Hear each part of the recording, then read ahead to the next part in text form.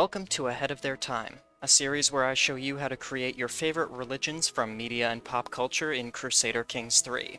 Today, we'll be creating the Church of Seiros from Fire Emblem Three Houses, but first, a little background. Three Houses takes place on the continent of Fodlan, watched over by a benevolent goddess. The church's founder, Saint Seiros, was a miracle worker and religious icon who allied with Fodlan's first great historical power, the Adrestian Empire. Seiros helped Adrestia conquer the entirety of Fodlan, including putting down a particularly powerful anti-imperial liberation army. Nearly 1,000 years later, Fodlan is now split between three nations, as well as a church-owned fief at the Garrigmach Monastery in the center of the continent.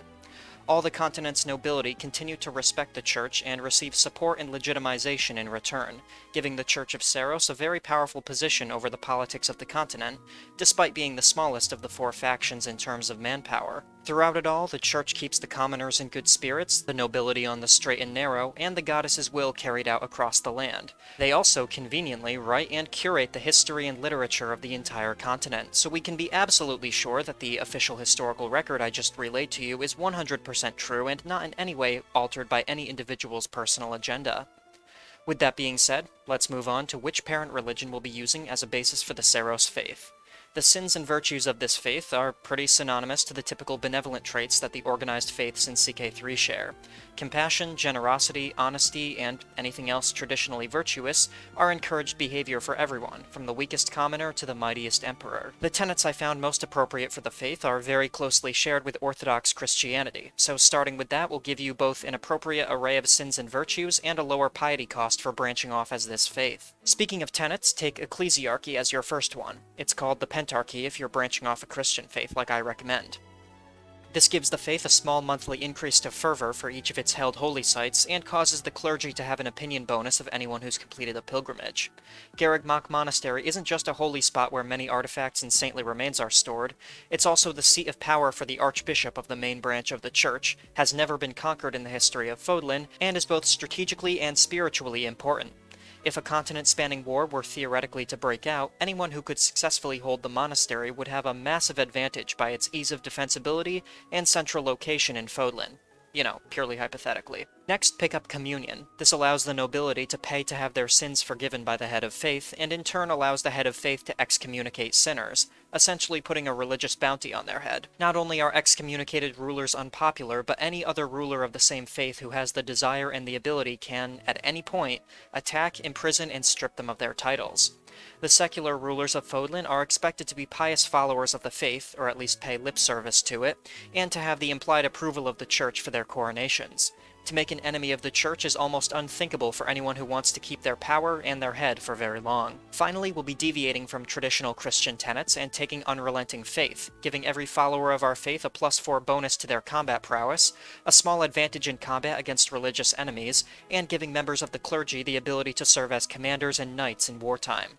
Seiros was a legendary warrior who led battles from the front lines, and killed the Liberation King in single combat with her own hands, and feet, and a knife.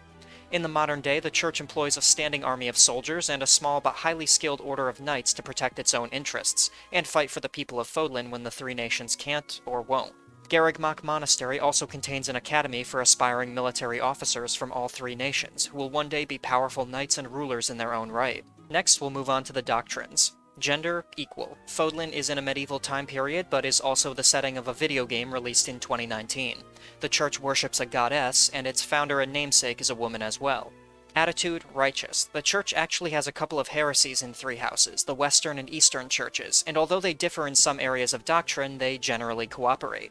On the other hand, Fodlan is a highly xenophobic land that, over 1,000 years after the church's founding, still has difficulty finding common ground with the cultural and religious foreigners on its borders. Clerical tradition, theocratic. Rulers and bishops are two separate castes and have different responsibilities in Fodlan society. Head of faith, spiritual. While the exact details of how the position of archbishop works are complicated, without spoiling anything, suffice it to say that there is a head of faith, and it's more like a pope than a caliph, so spiritual it is.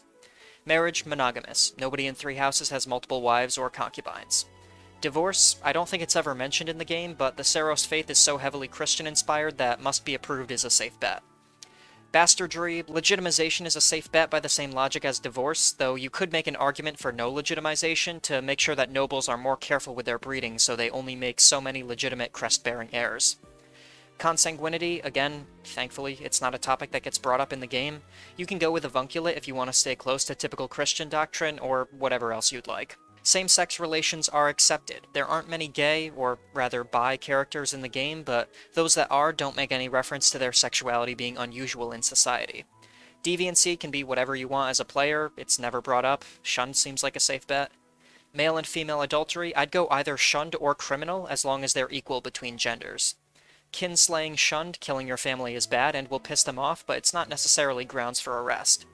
Witchcraft shunned, magic, including explicitly holy magic, is so common in Fire Emblem that I don't think it would even qualify as witchcraft, except maybe for users of dark magic.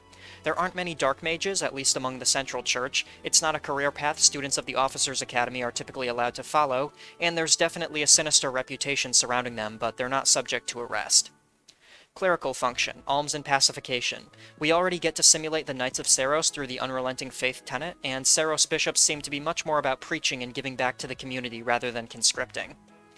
Clerical Gender Either. The priesthood is open to anyone with enough faith, specifically C-rank faith. Clerical marriage allowed. Several members of the church are or were married. And clerical appointment, I went spiritual for life to represent the influence the church has. The three major powers of Fodlan might be in charge of the majority of the land, but they always defer to the church when it comes to the faith. And with that, we've laid out the roots of the Seiros faith. Fill in the flavor text and find an icon that approximates the church's symbol closely. Maybe don't go for the crimson flower, though.